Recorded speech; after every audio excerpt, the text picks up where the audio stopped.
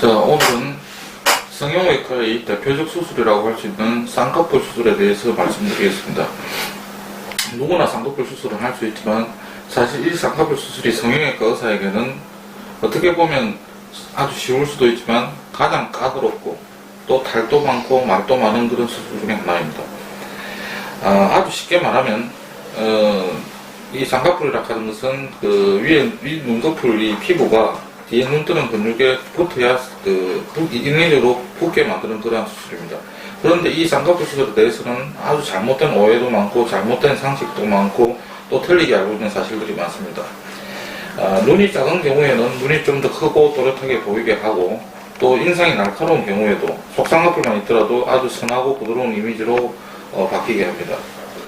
가장 많이 하는 오해 중에 하나가 우리가 쌍꺼풀 수술 중에 흔히 말하는 매몰법, 즉 째지 않고 찝는 수술로 하면은 안 째니까 아주 자연스럽고 째고 하는 절개법은 째니까 피도 많이 나고 부자연스러울 것이라는 오해를 많이 하시는데 그게 가장 잘못된 오해 중에 하나입니다.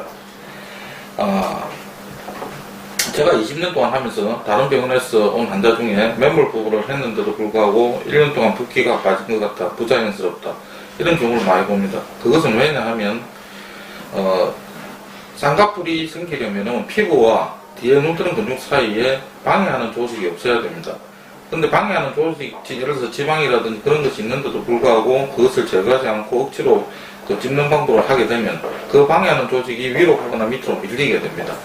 그럼 그 위로 간 조직이 다시 밑으로 내려오면 쌍꺼풀이 풀리게 되는 것이고, 만약 그게 위로 계속 남아있다면 안 빠진 붓기처럼 더 부자연스럽게 만드는 것이죠. 그래서 만약에 그런 경우에는 적절히 지방과 방해되는 조직을 제거를 해주고 붙여줘야만이 더욱더 자연스러운 쌍꺼풀이 되는 것입니다.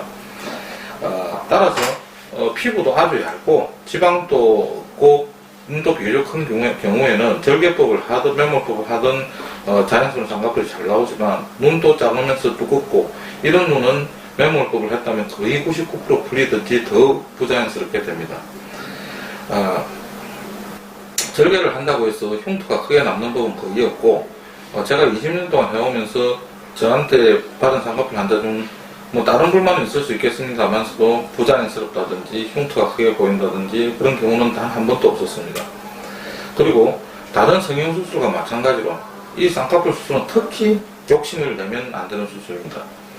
특히 눈의 경우는 재수술을 많이 하면 할수록 그 모양을 찾기가 힘들고 이 눈꺼풀 부위는 얇기 때문에 그 흉터라든지 그런 굳은 살이 많이 생기면 더더욱 수술을 하기 힘들게 되기 때문입니다. 만약에 작고 자연스럽게 된 경우에는 다음에 만약에 본인이 원하면 크게 재수술하기는 비교적 쉽습니다. 그러나 크고 진하게 된 쌍꺼풀이 마음에 안 들어서 다시 작게 만들고자 할 때는 그 재수술도 아주 어렵고 그 결과도 비교적 좋지가 않습니다.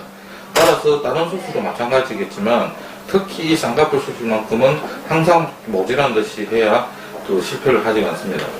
제가 감히 이야기를 하자면 제가 항상 그런 식으로 수술을 해왔기 때문에 20년 동안 저는 거의 쌍꺼풀을 만들어도 그 환자가 성형외과에 설사 취직을 하더라도 그 성형외과 의사가 이 쌍꺼풀 수술을 했는지 자기 건지 모를 정도로 그렇게 자연스럽게 해왔고 또 그만큼 자신이 있습니다.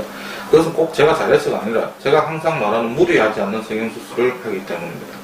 감사합니다.